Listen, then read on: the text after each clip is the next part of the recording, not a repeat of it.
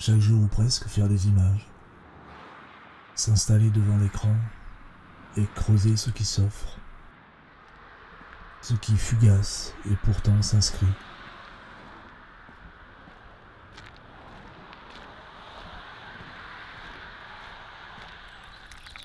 Vendredi,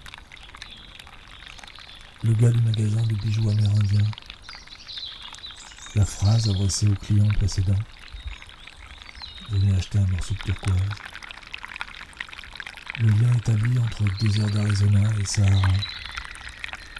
Clients et vendeurs, chacun leur expérience, tentant de trouver un point commun. Le client disant « c'est un peu pareil ». Le commerçant écartant les bras et déclarant « je me lavais au vent et au soleil ».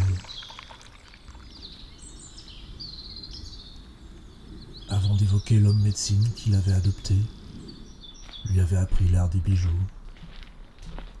Elle était là, sa vie. Elle tenait toute dans quelques voyages, quelques séjours chez les Indiens Navarros.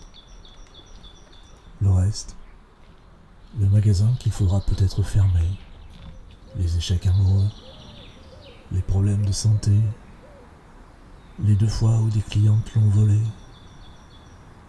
C'était si peu comparé aux morceaux de rêve vécus, aux morceaux de vie rêvée.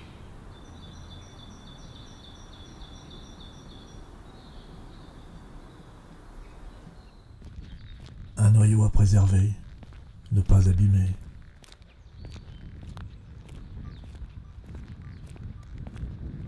Aussi, quand évoquait ma rencontre, dans le même désert, il y a une 30aine d'années, d'un Indien Navarro qui avait installé un carton en bord de route. Il proposait de montrer des empreintes que des dinosaures avaient soi-disant laissées sur des rochers. Le copain qui conduisait la voiture s'était arrêté. L'Indien, pour quelques dollars, nous avait conduits jusqu'aux prétendues traces.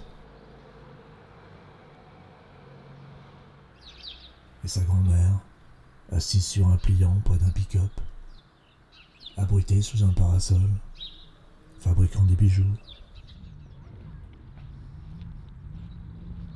Je lui avais acheté un collier de turquoise et d'os.